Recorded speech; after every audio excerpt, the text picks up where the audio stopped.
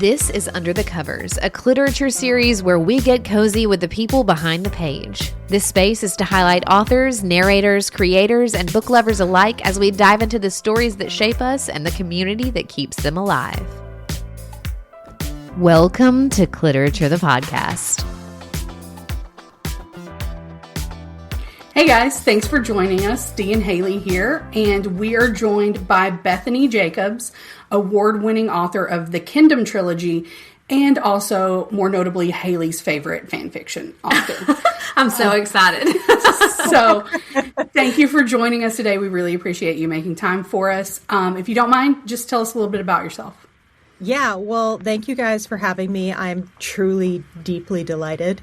So I'm a writer of fan fiction who has also had written a lot of fan fiction in a couple of different fandoms. I'm most known for my Carol fan fiction, which is deeply important to me. I live in Buffalo, New York with my wife. I have had a strange route towards publishing, and that I was a college instructor for about 10 years, and I've worked in education technology and construction, and I've just been all over the country, all over everything, and it's in the past 3 years that I've started publishing. And it's just been a delight, and I want to keep doing it forever, and I want to keep writing smutty fic. Yes. Smutty, please never stop that. Yeah. Never stop that. I don't want to ever stop doing that. I'll be so 92 sad. years old talking about women getting railed. Yes. Hell yeah. Same. Those are the life goals, aren't they? Yeah. Well, yeah, absolutely. Well, like we talked about, I absolutely love your fan fiction. I wanted to talk about, before we jump into your personal fan fiction, I just want to talk about fan fiction in general and AO3, because I don't know that all of our listeners know what it is. Yeah. I feel like I'm a newbie because Dee introduced me to fan fiction in like 2020 because COVID and shut down, and she's like, you know what you need in your life? Yeah. You need some smutty stories. Yeah. Whole new world. You know what I mean? So ever since 2020. Yeah. So I read on AO3, which is a website that has tons of writers. You can write about anything you want. Fan fiction is just like any relationship, any pop culture, anything you want to. You just write about there's no limits. The limit does not exist about what you can write about on there. Yeah. Right. Yeah. So how did you find fan fiction, and when did you start writing fan fiction? Yeah. So,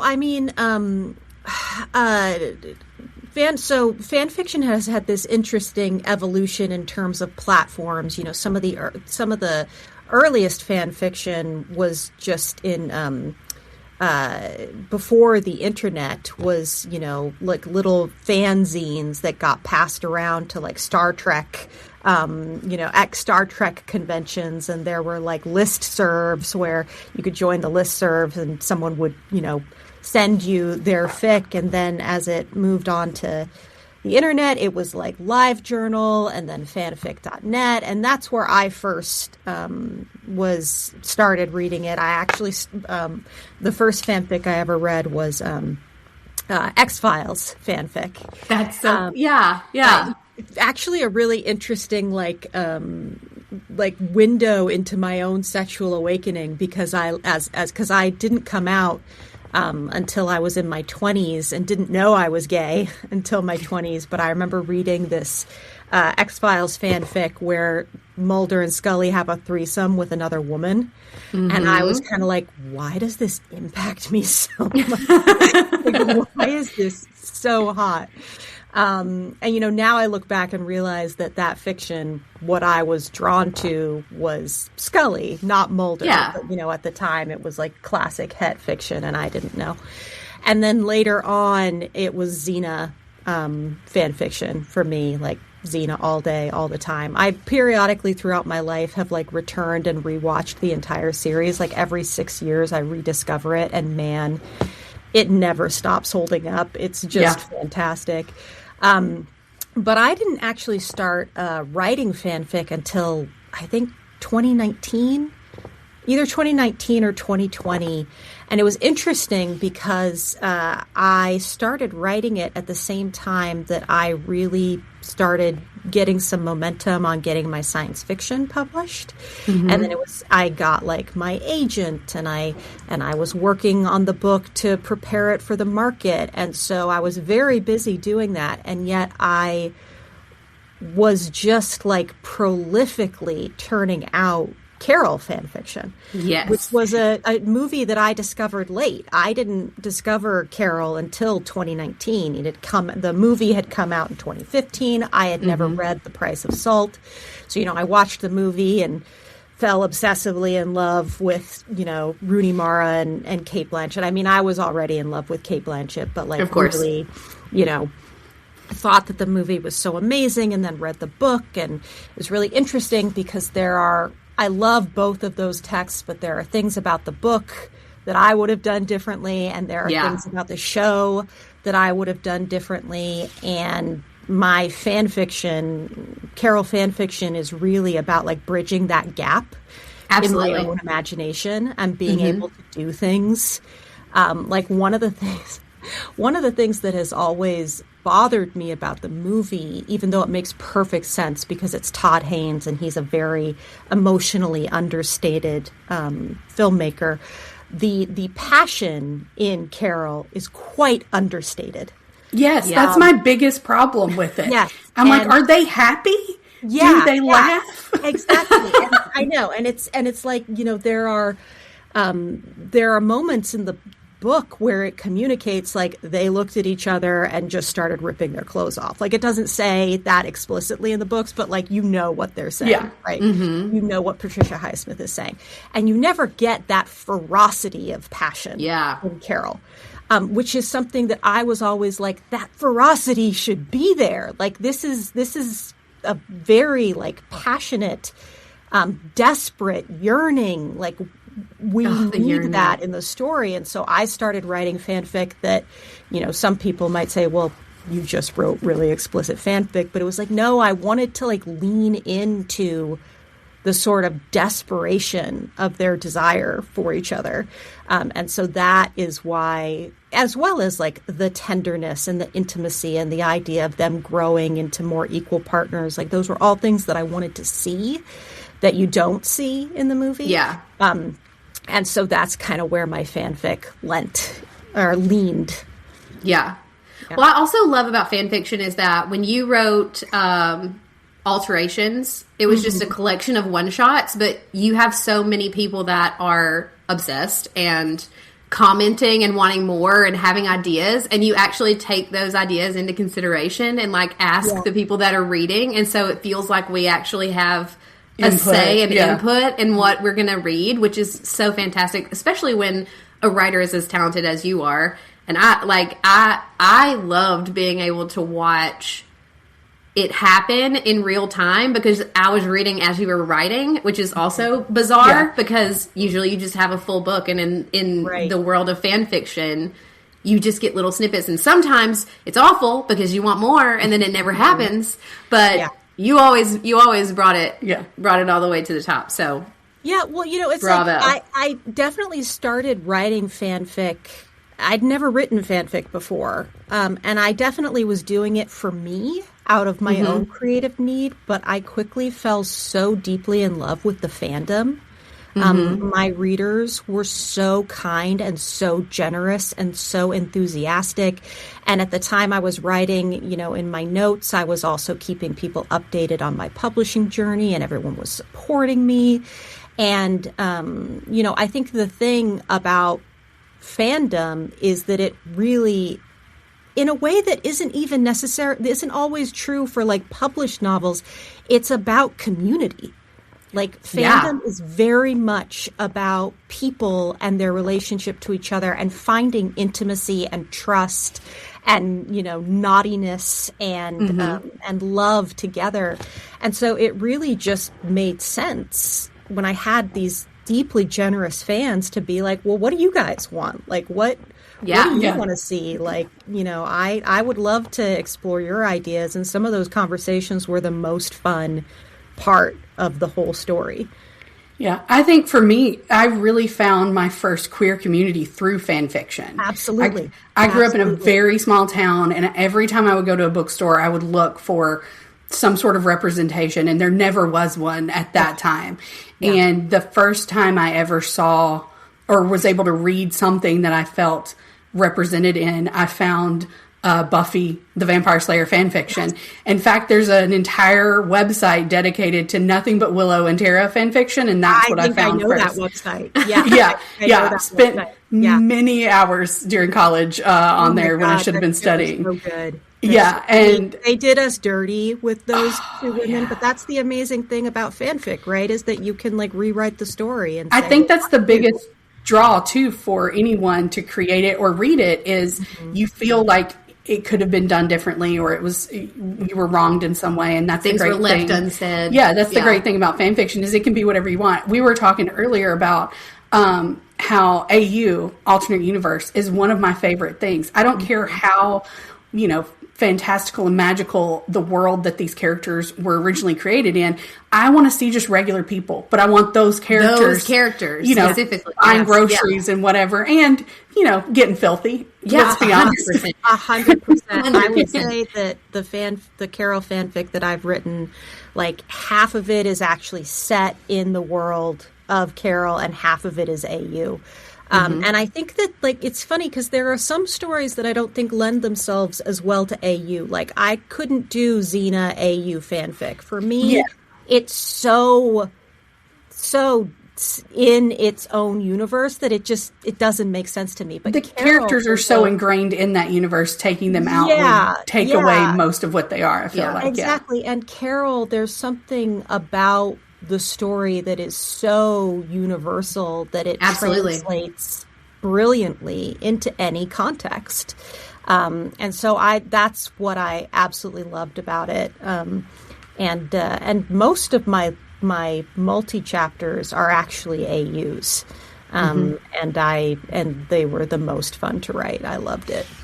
Yeah, it was fantastic. Speaking of AUs, I am in the middle of reading Nevermind Our Wicked Ways again, and I forgot how absolutely fan-fucking-tastic it is. I told Dee, I was like, don't read it anywhere that you're in public. Yeah, she sent it to me. She's like, disclaimer on this one. Just like, because I'm the one that's reading the smut on the treadmill in the middle of Planet Fitness at 5 a.m. in the morning. And so she was like, maybe don't do that. Yeah, like pump the brakes on that one. Like, this is a bedtime, like, really get into it, read. Yeah. But that's, like, I love seeing different characteristics in Carol and Therese in alternate universe because like Therese in the film and Therese in the book. I mean, Therese in the book is weird. We've talked about this before. She's so strange. She wants to die in a tunnel with Carol. Like that's how weird she is. Like just like desperately strange. Which I mean, we can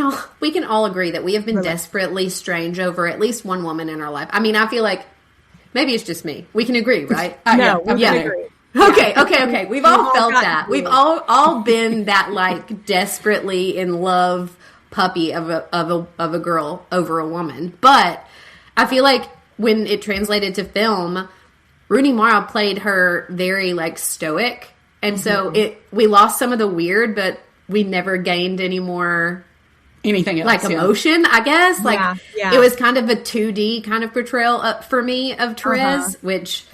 We've had arguments about this. Not arguments, but disagreements about this. Yeah.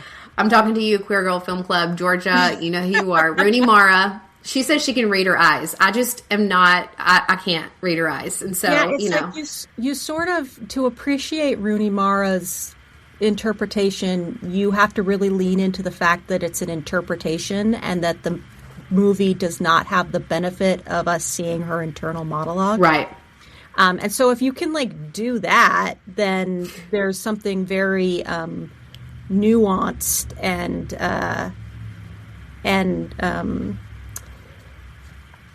I like how Rooney is so like she's like a secret top in Carol. Yes. And this is the thing that I love about the dynamic of Carol and Therese in both texts is that like Carol is the top, right? She is this gorgeous, broad-shouldered, woman. More experienced. She's the one who, if there's a strap on, Carol's going to be wearing it. But is that really true? Because Therese is the one who wants to link arms with her while they're walking through town. And Therese is the one who doesn't experience any kind of terror when she realizes that she's in love with Carol. She's just sort of like, I'm in love with Carol, end of story. Therese is more fearlessly out than Carol is, even if they can't be out publicly. Carol is much more afraid of exposure than Therese is. And you see that in these moments in Therese's performance that are really quite delightful. But it's true, I think this is partly Todd Haynes' direction and the screenplay.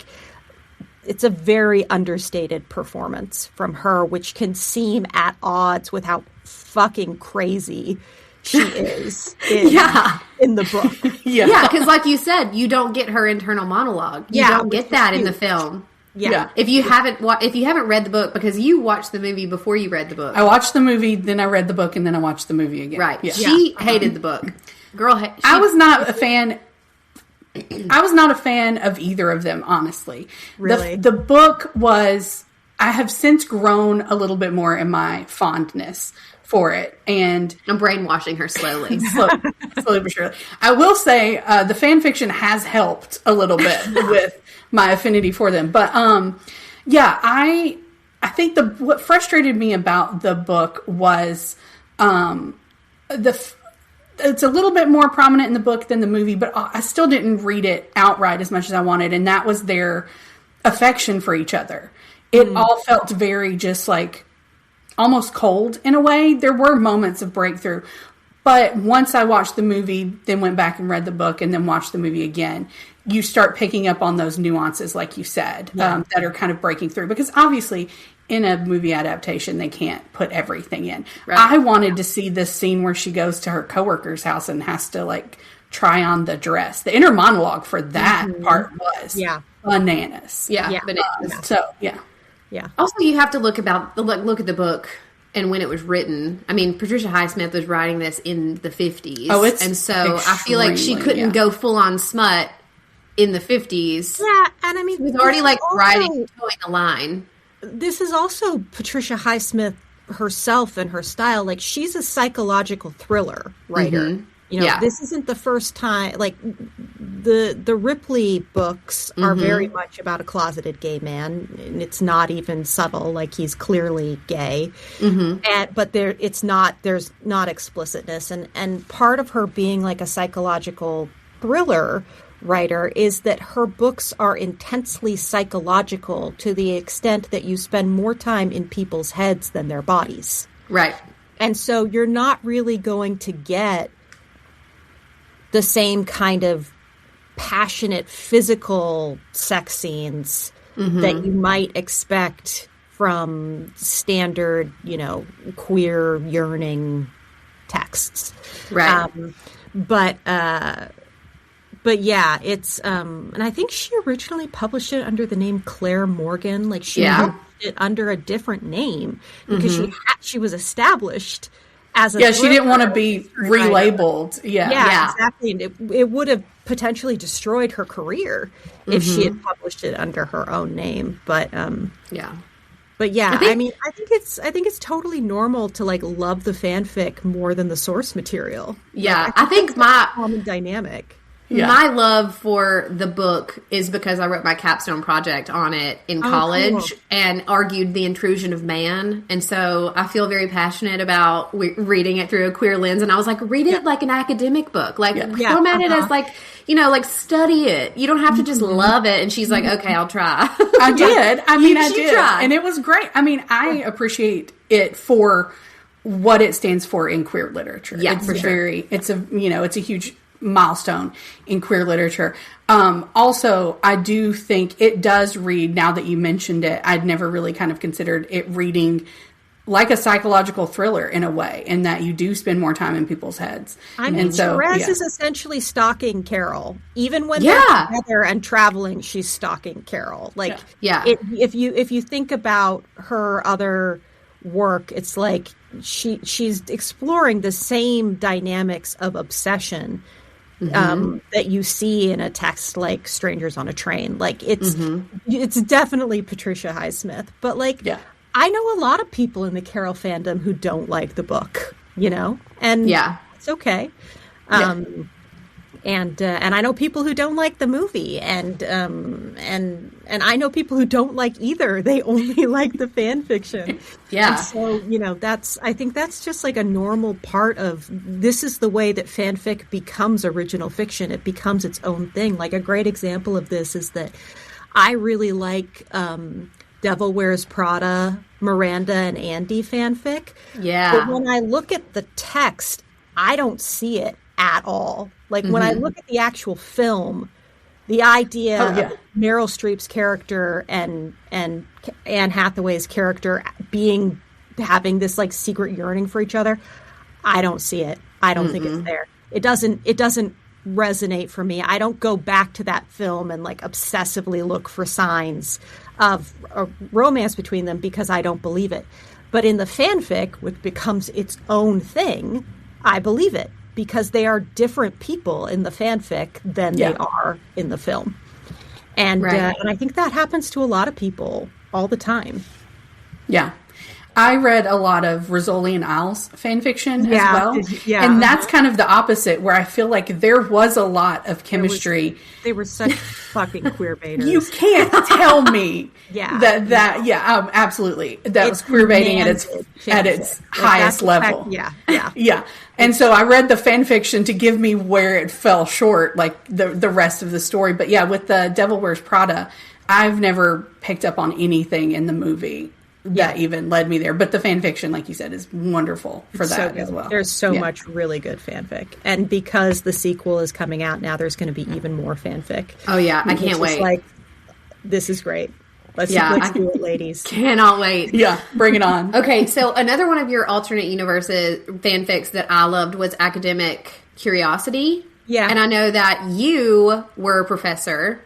And there were a lot of not undertones, it was blatant. There were a lot of themes within that fic that talked about how Carol was scared to be outed to her community or her coworkers because she had worked so hard to have the same kind of clout and respect as the men that were in the department. Have you ever experienced any kind of unbalance while you were a professor that kind of inspired that, or was that just like fun master? Yeah, I mean, I was really lucky when I was in grad school and worked. Like, I had a huge queer community in grad school, and it's funny, like, issues of like sexism that are so rampant in the academy.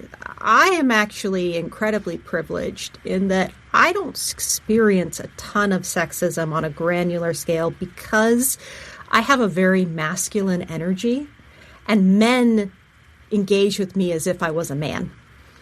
And so, and I don't quite get it. And of course I've experienced sexism, like tons of sexism, but like within the academy, I never had the feeling of like, if people know I'm queer. And I mean, I didn't come out until I was halfway through grad school is the other thing. And so it was kind of like, a lot of people didn't know what I was, and then they knew that I was dating someone in our friend group, and it was like, oh, well, this makes sense.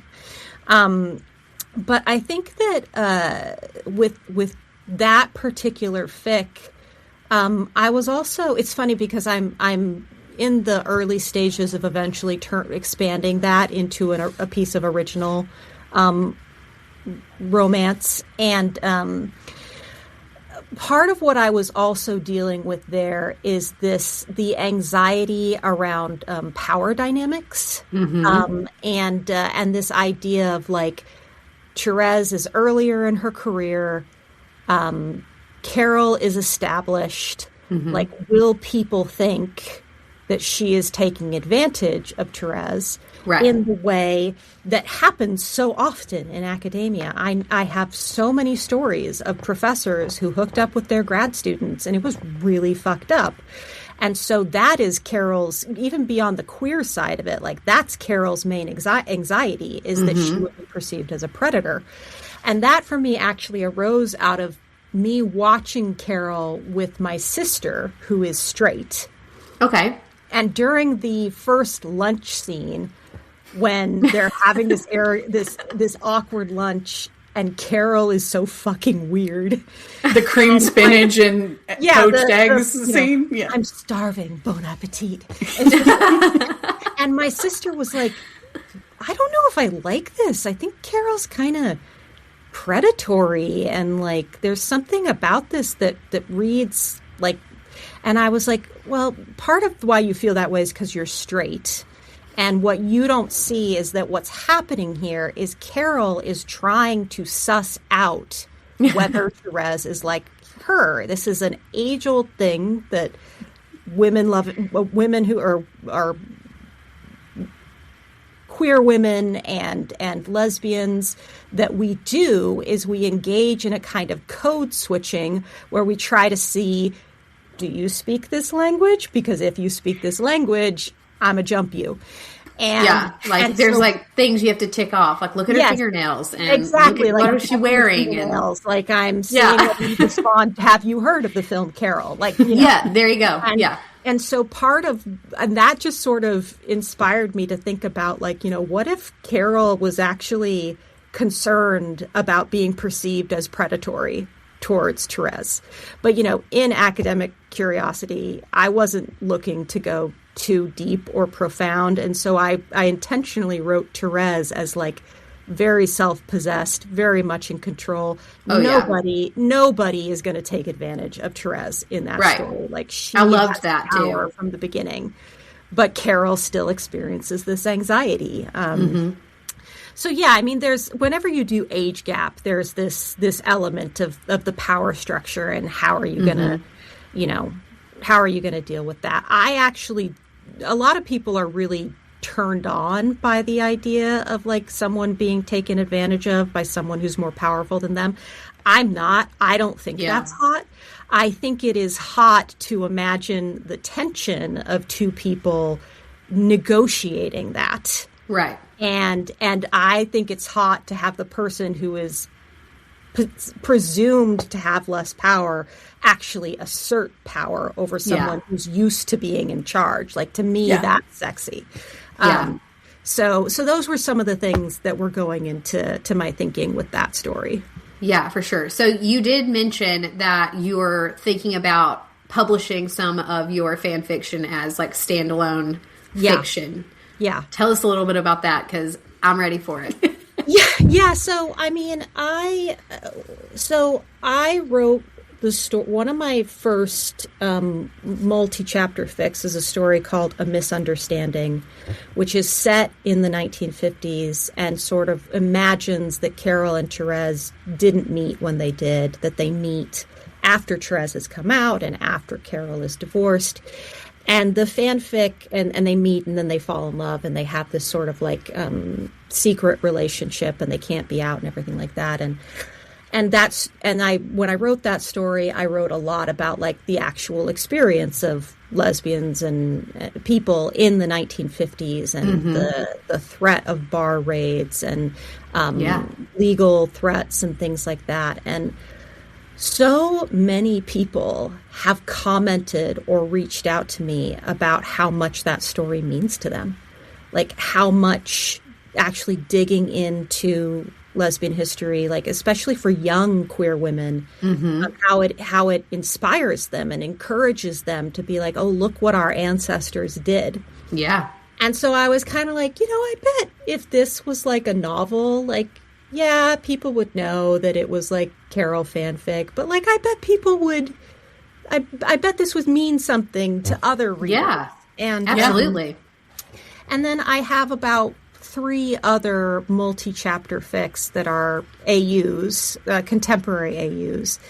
And I just, thinking about them was kind of like, I think these would make really good romance novels. I have ideas for how I would revise them. And I think that if I was going to publish them, I would probably self-publish them instead of trying to go the traditional route, because there are great things about the traditional route, and then there are terrible things about the traditional route. And so I don't know how successful it would be. Like, I don't know how many people would actually find out about or read those stories, but it is sort of a goal. I'm revising A Misunderstanding right now into a standalone novel, and have plans for the other ones. And, I'm also working full time and on contract for my next sci-fi novel. So so I don't know how I would possibly have time to do all these things, but it's an ambition.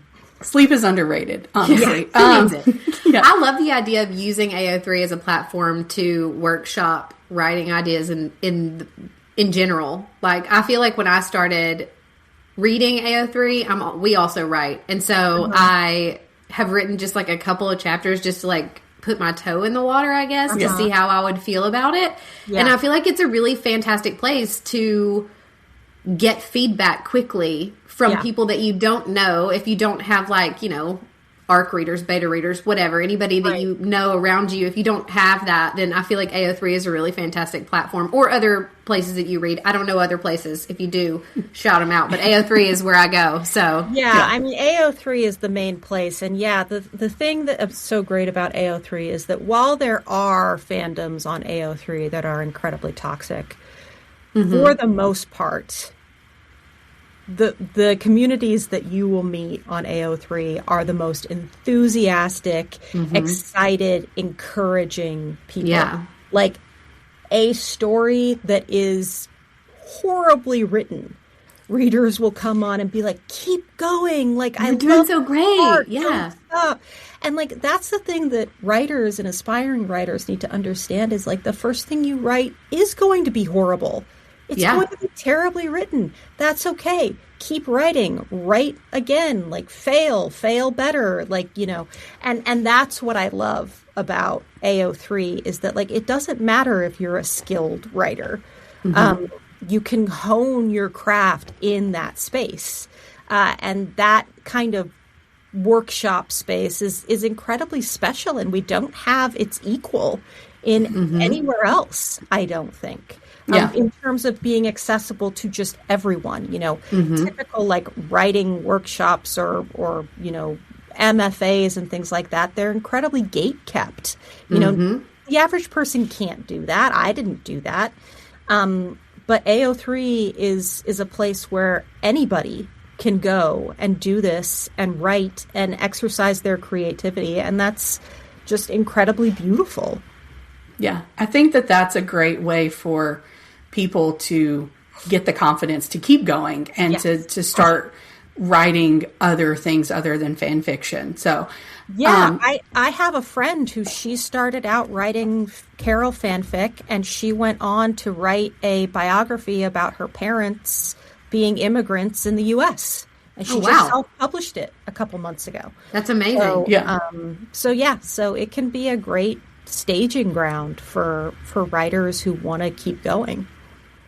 I am quite intrigued because you do have, this sci-fi trilogy out there, which is amazing. And now you're thinking about doing romance. Are you just writing the stories that inspire you, or, because that feels like a little bit of a leap from sci-fi to romance in a traditional publishing way. Yeah, I mean, so they definitely exist on very different platforms for me. If I publish romance, I'll publish under a different name. It's important to me to keep those audiences separate, because I would not want a reader going to my work expecting one thing to suddenly, I could have readers who they don't like romance, or they're asexual, or they find smut distressing. But they love my sci-fi, right? I would not want them to be like, oh, she wrote this other book, I'm going to go read that, and be like, this is not what I wanted. So it's important, even though would be a lot of crossover in my fans, it's important to me to keep those spaces separate. However, I will say that there's a lot of similarity between what I'm doing in sci-fi and what I'm doing in romance, which is that I am deeply interested in relationships and emotional exchange and connection. My sci-fi trilogy is very much about the relationships between characters and the struggles and tenderness and love and conflict between characters, even though it's set against a much more epic scope that's also a more political scope. But my fanfic, as explicit and smutty as it is also like it's very romantic and tender and wonderful. Very tender. And I really strongly believe, people who are sort of like, oh, smut. It's like smut can be deeply romantic. Like explicit sexual exchange is not just automatically dirty. It can be deeply emotionally powerful, and subversive and life breathing. And so in both genres, I'm kind of like Patricia Highsmith. I'm a very psychological writer. I'm very invested in what characters are thinking and feeling and how they process their relationships. And so even though the two are very different from each other, I'm still the same writer, regardless of the genre that I'm in. Yeah. And I think that shows too in your sci-fi work is the characters are complex. There's so much to them. Have you read my sci-fi work? I've read some of it, so I'm working my way through the first one right now, and I am the characters are just like I'm so glad. You just want to, I don't know how to describe it. Like there's just so much to them that I can see that being able to carry over regardless of what genre that. And I tend to write like really like tormented characters. Love that. Yeah, which I personally love. Love it. I love that. So whether it's sci-fi or romance, there's a lot of like yearning and angst, and it's the best part. I want smut, but I don't want fluff. Like I still want the big complex characters. Like, I can, if you want to have a fluffy moment in like the epilogue, that's great. But like, give me the tortured stumble towards equilibrium and happiness. Yeah. What's their trauma? Yeah, exactly. Who hurt them? Yeah. I think true. Also I mainly read fantasy. I read a lot of different things, and I read romance, I read fantasy, and I read science fiction. And so that's why when we scheduled this interview, I was like, wait a minute, I got to find this other stuff too. Yeah. And I'm always intrigued, by authors who can write such complex worlds and create them, because I, as a writer, I don't think that that's a gift that I have. I tend to write more just contemporary fiction. And so I'm always inspired and kind of in awe of writers who can create these worlds over multiple books. And so how does your writing process work? Do you create settings? Are you coming up with plot lines? Do you create characters and then write stories around them? And does that work both ways for, the sci-fi and the non-sci-fi work? Yeah. So, I mean, one thing I'll say about the romance is part of why writing it has been, and writing the fanfic has been actually much easier, is because the world building is pre-built for me. The context, the character, like it's all already there. I don't have to do that labor, so I can just have fun. Right. Yeah. World building from scratch for a series like the Kindom Trilogy is very rewarding and very complicated, and requires a lot of mental mental resilience. So, I've been writing since I was 7 years old. The first book I wrote was actually fan fiction, as it was based on the Chronicles of Narnia. Like, I wrote a Narnia book. I love that. The first poem that I wrote was a formal copy of Stopping by Woods in a Snowy Evening by Robert Frost. Like, my earliest writing was responding to other people's writing and like going into those worlds. But the many books that I've written over the years I've done my own world building for them, and it's everything that you were just saying. It's like complex character charts, timelines, encyclopedic entries about the cultures and the countries and the planets and how commerce works and how energy works. Very, very detailed plot outlines that I'm just constantly writing from and rewriting and revising. So there's a lot of pre-writing that goes into what I write, and then I'm a writer who is constantly revising throughout the process. So that work of world building is constantly like evolving. Like, I was working on my next novel last night, and I suddenly had this revelation about something that I was going to do, and this something was related to world building, something I wanted to insert into the world I was working in, and it was like, this is perfect, this is awesome, and now I have this new facet of my world that I didn't have. I love that. Right? And so that's like, it's in many ways, it's the most fun part for me, because especially when it's a trilogy like mine, which is kind of like a science fantasy, there's just no rules. I can do whatever the fuck I want. Like, it's not our world. It's not set on Earth. It's not set in our timeline. Like, I can do whatever I want. And that is incredibly freeing. Yeah. And I think that's one of the reasons that I was always drawn to fantasy and sci-fi, is that kind of escapism of you're reading something that's completely different from anything that you can see around you.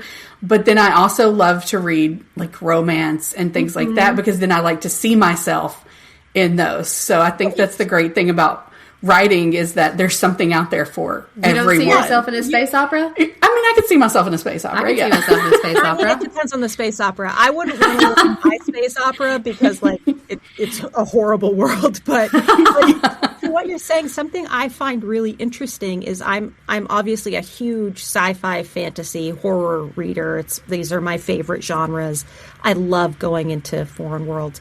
But when it comes to romance, I prefer contemporary, real world romance. Yeah, I'm not drawn as much to like fantasy romance or sci-fi romance. Although I have a friend who wrote a sci-fi sapphic rom-com that's like one of the best books I've read ever. Rebecca Fremow. It's called Lady Eve's Last Con. Love it. It's amazing. Now. Yeah. But yeah, when it comes to like the romance that I read, I want contemporary, real world. Yeah. Yeah. Well, I mean, like fantasy and sci-fi, the stakes are always so much higher. I mean, like the world is exploding, or like the fairy king is going to stab you in the throat. I don't know, like all kinds of crazy stuff. And then contemporary romance, you're just like, oh no, we missed each other. Fate wasn't on our side this time. Yes or not? And it's like, oh, like, she brushed my hand.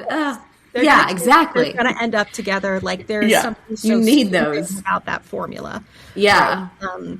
And so, whereas, with these like more epic adventure stories, like as far as you know, half these people are going to die. And so you never know. Yeah, and I just read one not long ago that had been on my TBR for a long time, and it was, this, sapphic fantasy novel. So I just assumed at the end they would get together, and the end of the book came, and that didn't happen, and I was like, I don't know if I feel cheated or not. I loved this book, but also what happened? Yeah. Oh, I know. If they don't get together at the end of the romance, then I am like, just flip the table. Where's the payoff? Come on. Yeah, exactly. I want that payoff. Yeah. Which I think was one of the great things about Carol, is it was very influential in that it had a happy ending. It was the first one. Or the Price of Salt, obviously, the book. Yeah. It was one with a happy ending. Yeah. Mm-hmm. Yeah. So I think that's one thing that I really do appreciate about that book, of it being such a groundbreaking novel. What's so beautiful about the book, and the movie actually captures it really well, is it doesn't just have a happy ending. It has an ending which is about possibility. Yes. Something that lesbians historically were not able to even imagine was the possibility of happiness. Yeah. So when that book and that movie ends, not with them like kissing and being like, I love you, let's move in together, but with like them seeing each other across a restaurant. Mm-hmm. Like what that moment is about is that the world is opening up with possibility for them. And that's deeply profound within the context of LGBT experience, particularly in the past couple centuries.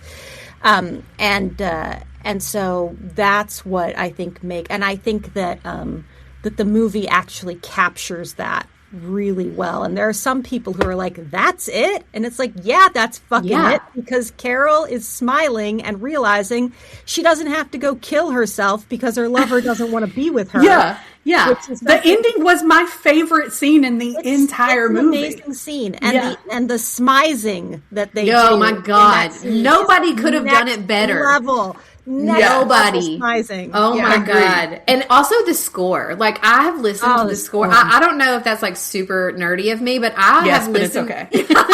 I've listened to the score so many times, and I feel all of the emotions that I felt watching the film when I listened to the music, because I know exactly like what's happening. I've watched it so many times. I'm telling on myself, but. And the score is so great, and it's so deeply romantic. Like, it's a very romantic score. And sorry, I just sneezed. I think that the possibility of the happy ending, that was a big thing for me in like my queer awakening when I was younger. And one of the reasons I sought out so much queer media wherever I could get it was there wasn't a lot of happy endings portrayed. I mean, we saw what happened to Willow and Tara. And so, I mean, I was just looking for that possibility of I could have a happy life at some point that looked like what I wanted it to look like. And I think that's one of the biggest importance of queer literature and queer media overall is making sure that message continues. Well, and that specifically has been what sapphic fanfic has done that's been so important. You look at in Xena, in Buffy, in The 100, in Person of Interest, these iconic lesbian relationships, one of them dies. And those are just the ones that I can think of off the top of my head. I know there are others. And so, and for so many, particularly when you think about something like The 100, like, people were so deeply devastated by Lex's death. Like, it was traumatizing for so many little queers. And that is what fanfic has done, is like created a place to heal from that trauma of always seeing your love story end in tragedy. And that's what I find so powerful about fanfic, and it's similar in fanfic that, like we were talking about with Devil Wears Prada, where in the actual text they don't get together, and in fact there may be like no sign that they would ever get together, but in the fanfic you can take that story that those characters that resonated for you and imagine another queer possibility for yourself, and that 100%. And that's been, so important to so many people. It's like, I'm so proud to be a fanfic writer. Like, I'm so proud to be a part of the AO3 community. I donate to AO3 2 times a year. Like, I'm not remotely embarrassed to be a part of this, because I think it is like one of the most beautiful and important things that queer people have going for us. In the world. Yeah. I mean, like I said before, it was one of the most influential things for me in my queer journey of coming out and discovering fan fiction at a time where I didn't see myself anywhere else. And so I think that that's great. I also agree. Lexa's death, there were a lot of unnecessary deaths to queer characters. Lexa's was one of the most unnecessary, in my opinion. That was... This is what happens when straight male showrunners don't understand what they've got. And that's what we saw over and over again was straight the fandom they could have had throughout the rest of that that show would have been a force worth reckoning. Like, it would have been just like crazy because the backlash they got over it was like the show never fully recovered from that. No. I don't know how much I watched after that, honestly. I've never finished the series. I watched the 3rd season, and it was... Wait, did she die in the 3rd season or the second? No, she dies in the 2nd season. Yeah, I think so. Spoiler alert. That's okay. We spoil everything on the That's podcast. a disclaimer for us anyway. I watched the 3rd season, and it was actually pretty good, and then it quickly just kind of went. But it devolved. That's what happens with so many shows where they don't. You want to get back to the question of world building when showrunners don't know how long their story is, and so they don't actually plan the long arc of their story. So many shows have been destroyed by that. I think The 100 is an example. I think Battlestar Galactica is an example. Where, and this is the downside of, serial television, but every once in a while they get it right. They get it right, Yeah. I will say that I've said it on here before, I'm pretty sure, and I will stand on this soapbox for the rest of my life, that Dana Scully is one of the most gay awakening characters in existence. Oh, absolutely. I had Gillian Anderson. Gillian Anderson is a awakening person. 100%. My goal in life is to die in a sandwich between Gillian Anderson and Kate Winslet. If I get to pick how I go, that's how I want to go. Yeah, Kate Winslet is my gay awakening in Titanic. That was mine. I was like, wow, boobs. She hasn't done enough for the gays, though. She should have done much more queer content in her. That's so true. Yeah. I mean, there's still time. There's still time. Kate Winslet, if you're listening to this, do more queer films. Also, if Kate Winslet is listening to this, let us know. If you're listening, Kate, of course she is. Give the lesbians what they want. Give them what they want. Kate Winslet. Yeah. Kate both Blanchett, of them together. Why don't they just do it together? The Kate Blanchett is the straight who keeps on giving. She keeps giving the lesbians what they want. The strength that keeps on giving. The strength that keeps on giving.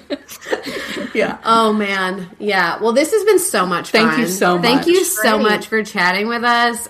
If anybody wants to check out Bethany Jacobs' AO3 fan fiction, her handle is Indoorbutch. It's all fantastic. It's my favorite, and it's my first taste of fan fiction, and I'll never turn back.